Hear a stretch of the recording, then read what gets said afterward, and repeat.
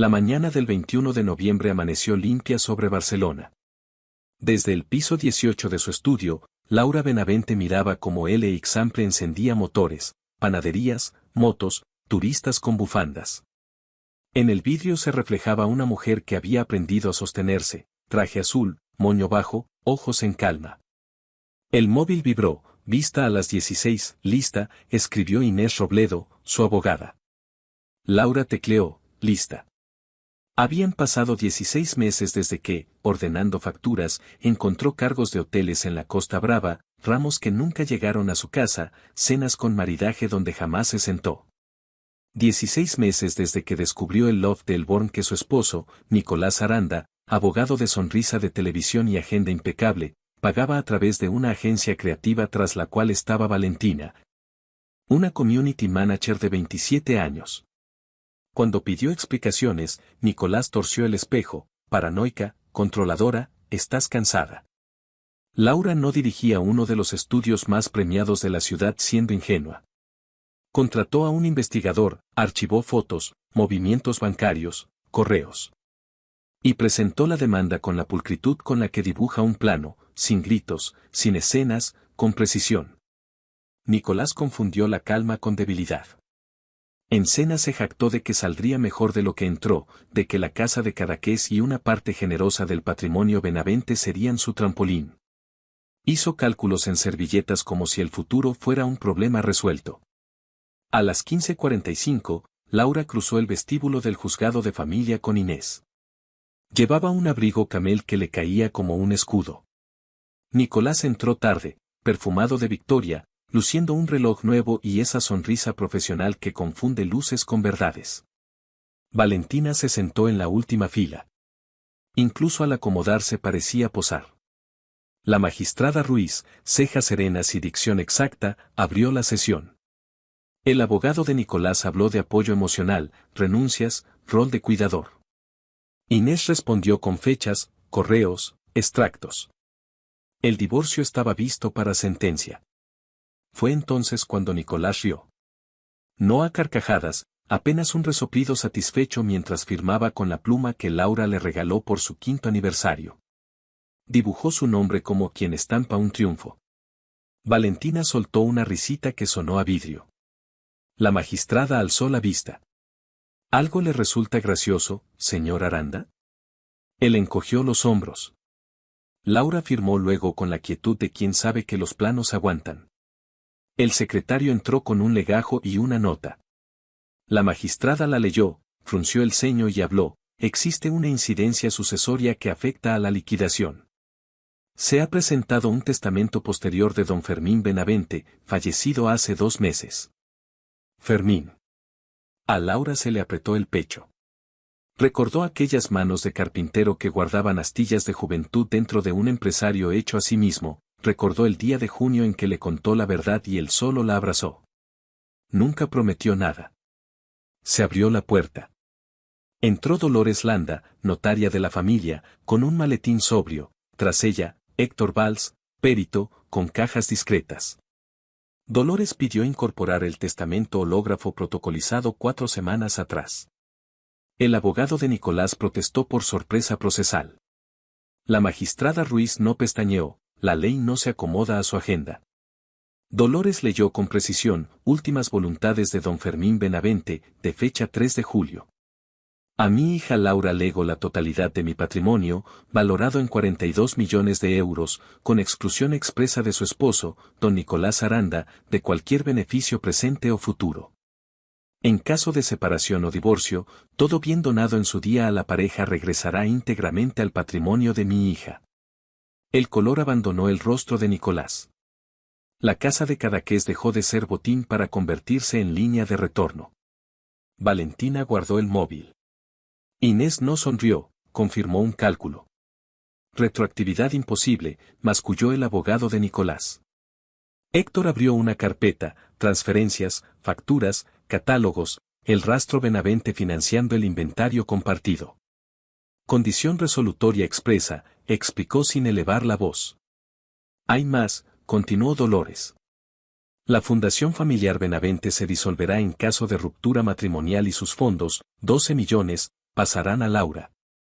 El aire cambió de temperatura. Tantas excusas de más adelante para tener hijos, ahora todo llegaba con fecha. Dolores sacó un sobrelacrado. En el anverso, instrucciones, leer en sala si el divorcio se firmaba y Nicolás estaba presente. Rompió el lacre con un cuidado ceremonioso. El rumor de la cera quebrándose sonó como una página que se da vuelta. Nicolás leyó con la voz neutra de quien presta su garganta al ausente. Confundiste la cortesía de mi hija con flaqueza. Me hablaron de tus ocultaciones, la cuenta en Andorra, el local a nombre de tu hermano, las facturas cruzadas entre tus sociedades. No sé leyes, pero sé sumar. 6 meses he guardado recibos y balances. Cada trampa ya tiene su lugar. Nicolás apoyó las manos en la mesa. El reloj nuevo dejó una marca brillante en la madera. Una cosa más, continuó el texto.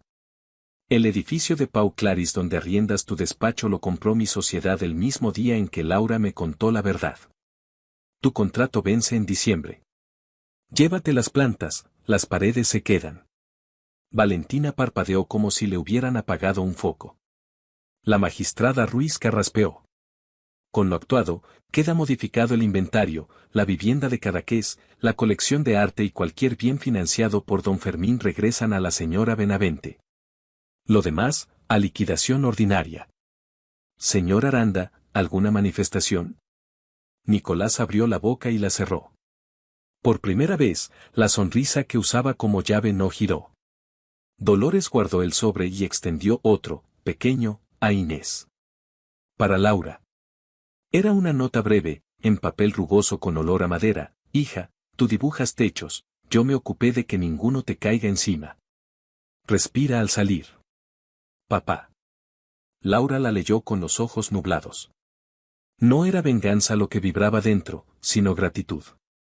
La magistrada golpeó con la masa. Queda disuelto el matrimonio. Un murmullo salió de la sala como aire viejo escapando por una ventana. El abogado de Nicolás escribió mensajes urgentes, su cliente miró el suelo como si sospechara que acababa de moverse. Laura se puso de pie. Nicolás intentó pronunciar su nombre. Ella ya solo escuchaba el rumor de la ciudad, autobuses, una sirena, el mar contra el puerto. En el pasillo, el frío de noviembre la recibió como quien ofrece un vaso de agua. Inés le tocó el hombro. ¿Estás bien? Laura asintió. Guardó la nota en el bolsillo interior del abrigo, justo sobre el corazón, y pensó que a veces la justicia necesita un arquitecto, alguien que calcule dónde colocar los pesos para que el edificio no vuelva a caer. Respiró hondo. Afuera, Barcelona tenía la luz exacta de una tarde que no promete nada salvo su claridad. Y eso, por primera vez en mucho tiempo, era suficiente. El amanecer sobre Barcelona llegó con un resplandor frío y exacto, como una página nueva. Laura Benavente se despertó antes de que sonara la alarma. Había dormido poco, pero la inquietud de los días previos se había transformado en una calma extraña, la calma de quien ya no teme al derrumbe porque ha aprendido a reconstruir. Preparó café, abrió el portátil y revisó los correos del estudio. Había mensajes de felicitación discretos, artículos que mencionaban su caso, y una nota breve de su abogada, Inés. El juzgado ya inscribió la adjudicación. La casa de Cadaqués y la colección de arte están oficialmente a tu nombre. Laura leyó el mensaje en silencio. Luego, cerró el ordenador. A veces, la victoria suena como el clic de una tapa que se cierra. Antes de salir, sacó del cajón la carta de su padre. La leyó otra vez, tocando las letras con el pulgar. Respira al salir. Lo hizo. Y ese gesto fue suficiente para empezar. A media mañana, Laura llegó al edificio de Pau Claris. El mármol del vestíbulo reflejaba su figura como si quisiera devolverle la versión que Nicolás había intentado borrar, la mujer que mandaba sobre sí misma. Esperaba Dolores Landa, la notaria, con un sobreoficial en la mano. Hoy se notificará al despacho de Nicolás el fin del contrato. Quedan 30 días para el desalojo. Laura asintió. No sentía odio, solo una especie de justicia silenciosa. El ascensor se abrió y, como una ironía escrita por el destino, Nicolás apareció. Ojeroso, con la corbata torcida, sin la sonrisa que siempre lo había protegido. ¿Podemos hablar?, dijo en voz baja. Ya lo hicimos, respondió ella, sin alzar el tono. Él sostuvo su mirada unos segundos, buscando a la mujer dócil que había inventado.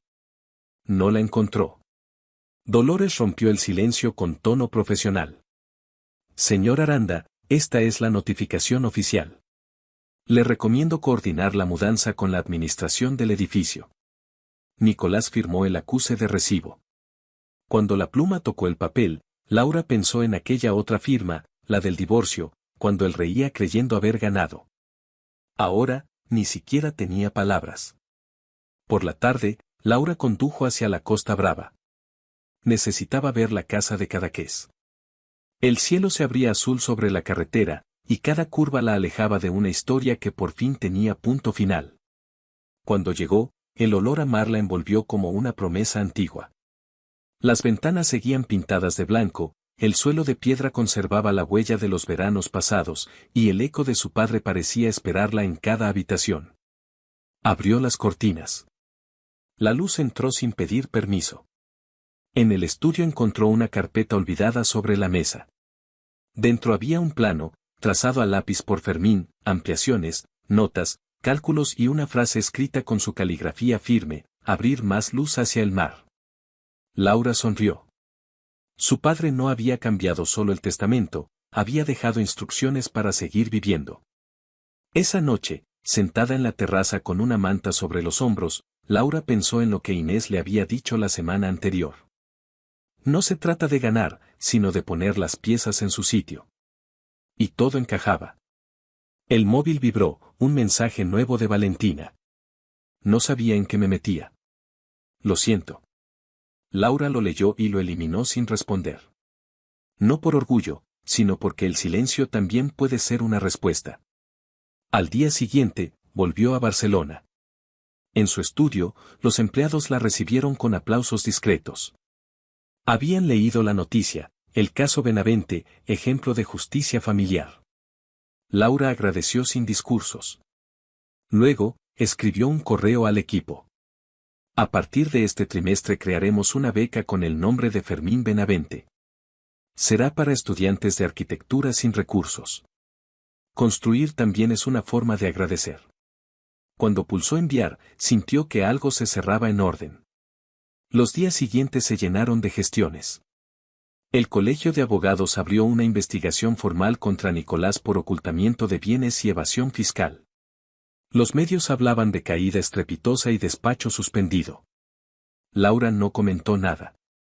Había aprendido que algunas derrotas no necesitan espectadores. Una mañana, al salir del estudio, lo vio esperándola en la acera.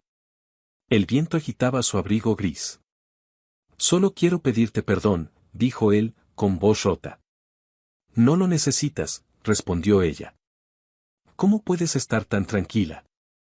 Laura respiró despacio, mirando hacia el mar invisible entre los edificios. Porque ya no te debo nada. Ni odio, ni amor, ni explicación. Él bajó la mirada. Ella se alejó sin mirar atrás. Una semana después, volvió a Cadaqués para quedarse unos días. Llevó consigo una caja de lápices, el plano de su padre y la libreta nueva que había comprado. El primer día, limpió el taller. El segundo, comenzó a dibujar un pequeño refugio junto a la terraza, una biblioteca abierta al mar, hecha de piedra blanca y madera reciclada. Cada trazo era una conversación con la memoria. Esa noche, encendió una vela sobre la mesa y abrió la carta de Fermín una vez más. Tienes tu libertad, tu dignidad y los recursos para construir la vida que te haga feliz. Las palabras parecían moverse con el viento. Laura las repitió en voz baja, como si fueran un juramento. Los días en Cadaqués siguieron el ritmo de las mareas. Caminaba por la orilla, dibujaba al atardecer, escuchaba el mar filtrarse entre las rocas.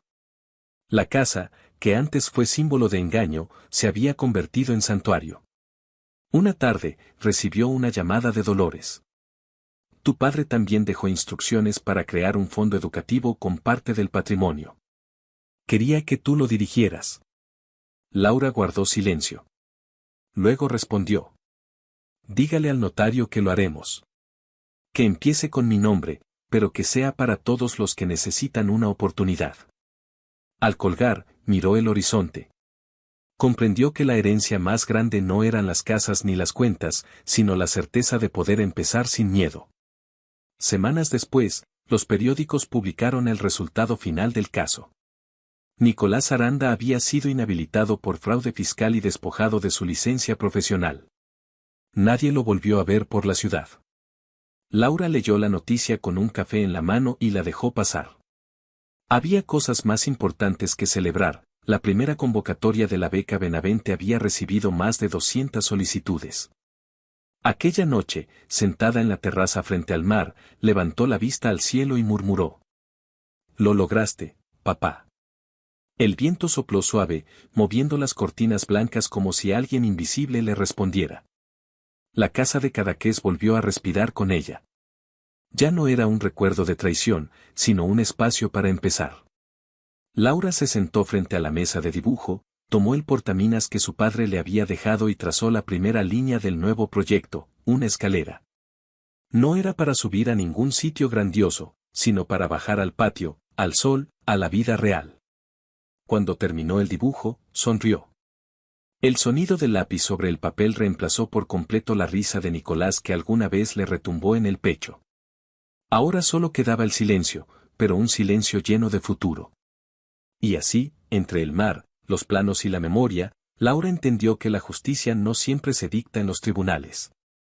A veces llega escrita en la letra de un padre. Y se construye, piedra a piedra, con el pulso firme de una mujer que aprendió a empezar de nuevo.